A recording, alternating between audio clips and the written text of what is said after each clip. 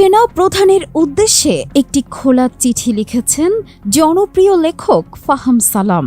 কি আছে সেই খোলা চিঠিতে সেটি থাকছে আজকে আমাদের এই আয়োজনে।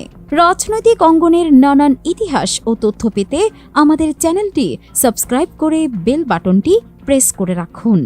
ফাহাম আব্দুস সালাম লিখেন, ওয়াকার সাহেব, আপনার সাথে যুক্ত হওয়ার উপায় নেই দেখে লিখছি। আশা করছি কোনো সহৃদয় ব্যক্তি আপনাকে লেখাটা পৌঁছে দেবে। আপনি দেখেছেন আয়নাঘরে জুলুমের মাত্রা কোন পর্যায়ে পৌঁছেছিল। ধরে নিচ্ছি যে 5ই আগস্টের আগে আপনি তা জানতেন না, কিন্তু এখন আপনি জানেন যে মিলিটারি অফিসাররা জানুয়ারির চেয়ে নিচে নেমে নিরীহ মানুষদের ওপর কোন ধরনের বর্বর অত্যাচার করেছিল।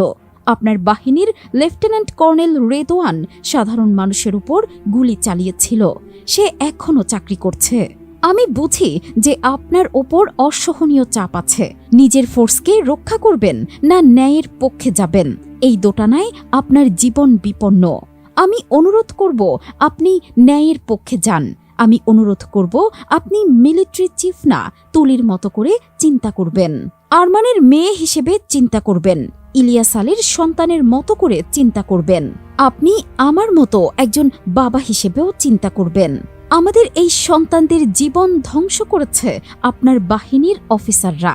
শুধু বিচারই তাদের জন্য অবশিষ্ট আছে। এখনও তারা গুম কমিশনকে অসহযোগিতা করছে।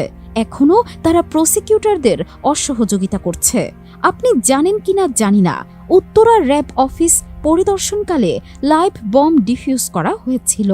তারা শুধু আলামত নষ্ট করে নাই, প্রসিকিউটরদের হত্যা করার চেষ্টাও করেছিল। বাংলাদেশের একজন সাধারণ পিতা হিসেবে আপনার কাছে আমার অনুরোধ, প্রসিকিউশন টিমকে আপনি সব ধরনের সহযোগিতা করবেন। সাহায্য চাওয়ার আগেই ব্ল্যাঙ্ক চেক দেবেন। সৈনিক থেকে জেনারেল যেই দোষী হোক, আপনি তাদের আইনের আওতায় আনুন। প্রসিকিউশন টিম তাদের জীবন বাজি রেখে ন্যায়ের জন্য লড়ছে। আপনি তাদের হাতকে প্রসারিত করুন। সর্বোপরি আল্লাহর বিচারকে ভয় করুন।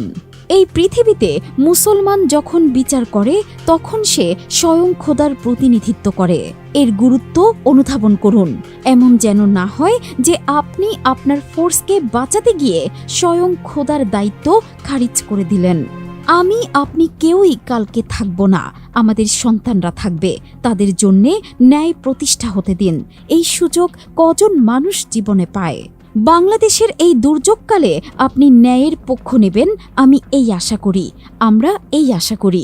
ডিজিএফআই এর খুনি অফিসারদের আপনি বিচারের সম্মুখীন করেন, তদন্তে সব সহযোগিতা করবেন। আয়নাঘর থেকে যারা ফিরে নাই তাদের সন্তানদের দিকে তাকান। আপনি আপনার ফোর্সকে কেবল তখনই বাঁচাতে পারবেন যখন ইনসাফ প্রতিষ্ঠিত হবে। যখন আপনি সত্যের পক্ষে দাঁড়াবেন, কেবল তখনই আপনি ভারমুক্ত হবেন। একটা অনুরোধ, আপনার অফিসে ইলিয়াস আলীর সন্তানের ছবি টাঙিয়েন। শেখ হাসিনা যখন ইলিয়াস আলীর মেয়ের মাথায় হাত রেখেছিল, তখন সে জানত যে এই মেয়েটার বাবাকে সে নিজেই হত্যা করিয়েছিল। আমি আশা করি আপনি পারবেন একজন বাবা হতে।